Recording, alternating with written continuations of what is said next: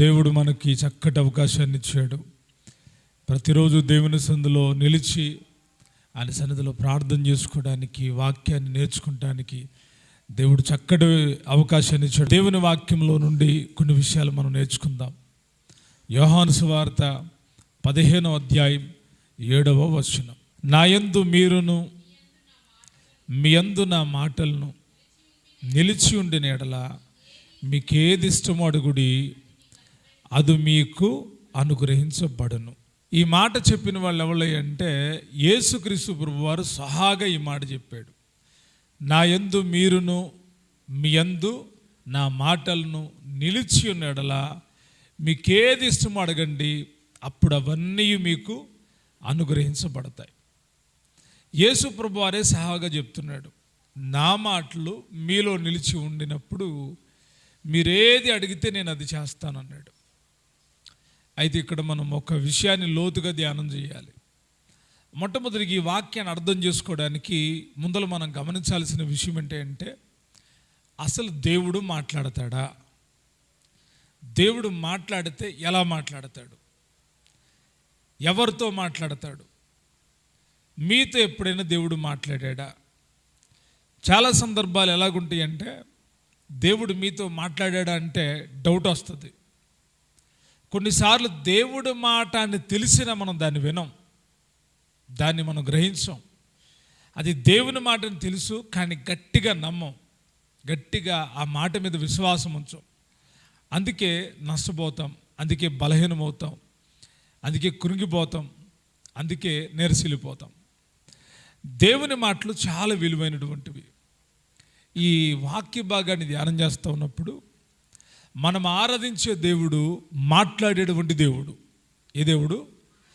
మాట్లాడేటువంటి దేవుడు. ఆయన మాట్లాడని రాయి, కర్ర, రప్ప కాదైనా. ఆయన తప్పకుండా మాట్లాడతాడు. ఎవరితో మాట్లాడతాడు అంటే ప్రజలందరితో కూడా ఆయన ఏం చేస్తాడు? మాట్లాడతాడు. దేవుడు మాట్లాడతాడు అని మనకి ఎప్పుడు తెలుసు అంటే ఆదికాండము 1వ అధ్యాయంలో మనకు తెలుసు. ఒకసారి వెళ్దామా? ఆదికాండం 1వ అధ్యాయంలోకి వెళ్దాం. 1వ అధ్యాయం 3వ వచనం. దేవుడు వెలుగు కమ్మని పలుకగా వెలుగు కలిగాను. మొట్టమొదటిగా దేవుడు మాట్లాడిన మాట ఇదే. భూమి ఆకాశాలు సృజించబడును గాక అని దేవుడు చెప్పినట్టుగా మనం చదవము. దేవుని నోట నుండి వచ్చిన మాట ఏంటి అంటే దేవుడు వెలుగు కమ్మని పలుకగా వెలుగు కలిగాను. ఇప్పుడు దేవుడు మాట్లాడా లేదా? మాట్లాడా? మాట్లాడినప్పుడు వెలుగు కలిగిందా లేదా? కలిగింది. ఆయన మాట వలన సమస్త సృష్టిని జరిగించాడు. కొండలు ఆయన మాట వల్ల సృష్టించబడ్డాయి, పక్షులు ఆయన మాట వల్ల సృష్టించబడ్డాయి, ప్రాకెడు పురుగులు ఆయన మాట వల్ల సృష్టించబడ్డాయి, జంతువులు ఆయన మాట వల్ల సృష్టించబడ్డాయి, సముద్రములను ఆయన మాట ద్వారా సృష్టించాడు. దేవుని యొక్క మాట చాలా విలువైంది. ఆ మాటలో ఉన్న శక్తి మామూలుది కాదు. ఆ మాటలన్నీ ఎవరికి తెలుసో తెలుసా? దేవుని మాటలు ఎవరికి తెలుసు? మనం అనుకుంటాం మనకే తెలుసండి అనుకుంటాం. అంతరిక్షము ఆయన మహిమను వివరించుచున్నవి, ఆకాశ పక్షులు ఆయన్ని స్తుతిస్తూ ఉన్నాయంట. ఎందుకు అంటే ఆయన ఎవరో తెలుసు, ఆయన ఎవరో తెలుసు. మానవుడికి మొట్టమొదటిగా దేవుడితో సంబంధం ఏర్పడక మునిపే 5 దినాలలో ఆయన సృష్టిని చేసినప్పుడు పక్షులకు తెలుసు, జంతువులకు తెలుసు, ప్రాకెడు పురుగులకు తెలుసు, చేపలకు తెలుసు, సమస్త జీవరాశులకు తెలుసు మా సృష్టికి ఒక కారకుడు ఉన్నాడు, సృష్టికర్త ఒక ఆయన ఉన్నాడు అని వాటన్నిటికీ తెలుసు. అయితే దేవుడు అనుకున్నాడంట వీటికి కాదు, నా పోలికలో ఒక మానవుని చేద్దాం, నా పోలికలో ఒక మానవుని చేసి అతను నా పోలికలో నేను చూసుకుంటా అతనితో మాట్లాడదాం అనుకున్నాడు. నిజంగానే మట్టితో నరుని చేసి అతని నాసికారంధ్రాల్లో జీవవాయువును ఊదినప్పుడు నరుడు జీవించు ఆత్మ అయ్యను. ఆ తర్వాత ఏం జరిగిందో తెలుసా? దేవుడు ఆదాముతో మాట్లాడుతున్నాడు. ఎవరితో మాట్లాడుతున్నాడు? ఒక ప్రశ్న రావాలి మనకి. అప్పటి వరకు దేవుడు మాట్లాడాడని ఉంది కానీ ఏ భాషలో మాట్లాడాడో తెలియదు. హిబ్రూ భాషలో పాత నిబంధన రాయబడి ఉంది, గ్రీకు భాషలో క్రొత్త నిబంధన రాయబడి ఉంది. కానీ గ్రంథకర్త రాసేటప్పుడు, ఇది రాసింది మోషే గారు, గ్రంథకర్త రాసేటప్పుడు దేవుడు పలికాడు, అది జరిగింది. వెలుగు కలుగును గాక అన్నాడంట. ఆ రోజు ఆయన తెలుగులో మాట్లాడా, ఇంగ్లీష్లో మాట్లాడా, ఫ్రెంచ్లో మాట్లాడా, ఏ భాషలో మాట్లాడి ఉంటాడు? అసలు బైబిల్లో రాయలేదు కాబట్టి ఎవ్వరికి తెలియదు. కానీ దేవుడు చెప్పాడు, సృష్టిక్రమం ఎలా జరిగిందో దేవుడు చెప్పాడు, అలాగా రాయబడి ఉంది. అసలు మొట్టమొదటి ఆదాం ఏ లాంగ్వేజ్ నేర్చుకున్నాడో తెలీదు. తెలుసా మనకి? తెలీదు.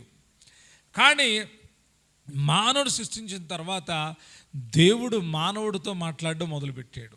ఆదికాండం 2వ అధ్యాయం లేక 1వ అధ్యాయం నుండి 11వ అధ్యాయం వరకు ఒక్క భాష, ఒక్క పలుకు ఉందంట. చదువుతారు ఒకసారి. 11వ అధ్యాయం 1వ వచనంలో ఒక మాట ఉంటుంది. భూమి అందంతటా ఒక్క భాషయు ఒక్క పలుకును ఉండెను. ఒక్క భాషయు ఒక్క మాట. అంటే అప్పటి వరకు భూమి మీద ఎంతమంది జనులు ఉన్నారో, ఎంతమంది జనాంగం ఉన్నారో, వారందరికీ ఒక్క భాష, ఒక్క పలుకే. ఒక్క భాష, ఒక్క పలుకే. నిజంగా చాలా విషయాలు మనకు అర్థం కావు. మరి ఒక్క భాష, ఒక్క పలుకుంటే దేవుడు మరలా భాషలు తారుమారు చేశాడు. ఆ తర్వాత అందరితో కూడా ఏం చేస్తూ ఉన్నాడు? మాట్లాడుతూ ఉన్నాడు. ఎవరెవరితో మాట్లాడుతూ ఉన్నాడు? మనం చదివితే అబ్రహాముతో దేవుడు మాట్లాడుతూ ఉన్నాడు. భాషలు మారిపోయిన తరువాత దేవుడు ఎవరితో మాట్లాడుతూ ఉన్నాడు? హానోకుతో మాట్లాడుతూ ఉన్నాడు, తెరాహుతో మాట్లాడుతూ ఉన్నాడు, అబ్రహాముతో మాట్లాడుతూ ఉన్నాడు, ఇస్సాకుతో మాట్లాడుతూ ఉన్నాడు, యాకోబుతో మాట్లాడుతూ ఉన్నాడు, యోసేపుతో మాట్లాడుతూ ఉన్నాడు, మోషేతో మాట్లాడుతూ ఉన్నాడు, యెహోషువతో మాట్లాడుతూ ఉన్నాడు. అయితే అందరితో దేవుడు మాట్లాడాడంటే అందరితో దేవుడు మాట్లాడలేదు. కానీ అందరితో మాట్లాడాల్సిన మాటల్ని ఒక్కళ్ళతోనూ లేక ఇద్దరితోనూ మాట్లాడాడు. అందరికి చెప్పాలనుకున్న విషయాన్ని అందరికి చెప్పాలి ఈ విషయం. కానీ దేవుడు ఏం చేశాడో తెలుసా? అందరితో మాట్లాడట్లా, కానీ ఒక్కళ్ళతోనే మాట్లాడుతున్నాడు. ప్రజలతో దేవుడు మాట్లాడాలనుకున్నాడంట, అబ్రహాముతో మాట్లాడుతున్నాడు. ప్రజలతో దేవుడు మాట్లాడాలనుకున్నాడంట, నోవాహుతో మాట్లాడుతున్నాడు. ప్రజలతో దేవుడు మాట్లాడాలనుకున్నాడంట, మోషేతో మాట్లాడుతున్నాడు. మోషే, నేను చెప్పమన్న సంగతులు తీసుకొని వెళ్ళి ప్రజలకు చెప్పు, ఎందుకంటే ప్రజలు నా స్వరాన్ని వింటే భయపడిపోతారు. నా స్వరము లేళ్లను ఈనజేస్తుంది, నా స్వరము భీకరమైనది, నా స్వరము గంభీరమైనది. కాబట్టి ప్రజలు నేరుగా నా స్వరాన్ని వింటే వారి చెవులు పనిచేయవు. కాబట్టి నీవు వినగలుగుతావు. అందుకే దైవజనులను దేవుడు ఏర్పాటు చేశాడు. దైవజనుల ద్వారా దేవుడు దైవజనులతో మాట్లాడి వారి ద్వారా ప్రజలకు తెలియజేస్తూ ఉన్నాడు. అలాగా మాట్లాడినటువంటి దేవుడు అందరితో మాట్లాడా అంటే, మరలా చెప్తున్నాను, అందరితో ఆయన మాట్లాడాడు. ఎలాగా అంటే మధ్యలో ఒక మధ్యవర్తి ద్వారా దేవుడు మాట్లాడాడు.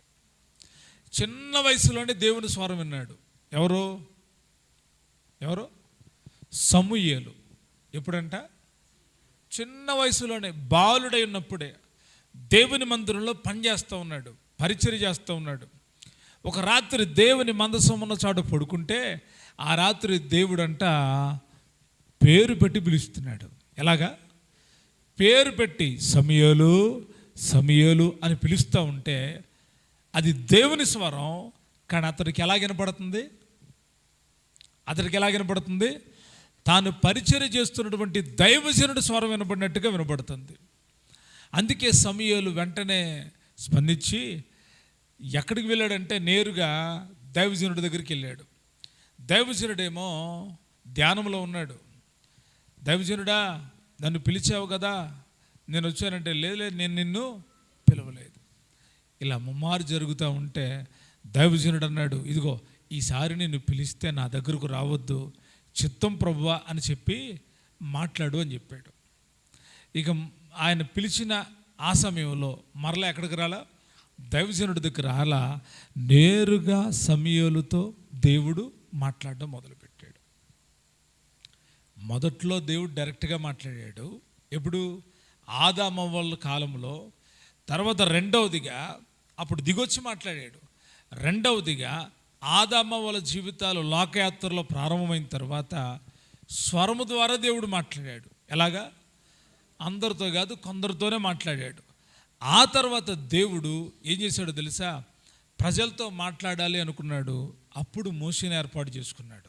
మోషేతో మాట్లాడాడు. ఆ తర్వాత దేవుడు యెహోషువతో మాట్లాడాడు. ఆ తర్వాత దేవుడు న్యాయాధిపతులతో మాట్లాడాడు. ఆ తర్వాత దేవుడు ప్రవక్తలతో మాట్లాడాడు. ఆ తర్వాత దేవుడు సహాగా దిగి వచ్చి అనేకమైన జనసమూహముతో ఆయన మాట్లాడాడు. ఆ తర్వాత దేవుడు తన పరిశుద్ధాత్మనిచ్చి ప్రతి ఒక్కరితోనూ మాట్లాడుతున్నాడు. ఎన్ని స్టెప్పులు చూశారు మీరు? ఒక విధంగా చెప్పాలంటే ఆది కాండం కానుంచి క్రొత్త నిబంధనకు వచ్చేసాం మనం. దేవుడు మాట్లాడే విధానం కాలాలను బట్టి దేవుడు ఏం చేస్తూ వచ్చాడు? మాట్లాడుతూ వచ్చాడు. దేవుని మాటలు నాలో ఉంటే నాకు ఆరోగ్యం కలుగుతుంది. వాక్యంలో రాయబడి ఉంది, ఆయన తన వాక్కును పంపి వారిని బాగు చేశాను. కాబట్టి దేవుని యొక్క మాటలు అంత శక్తి ఉంది. ఈ రాత్రి కూడా నమ్మండి, దేవుడి మాటలు మిమ్మల్ని తాకునుగాక.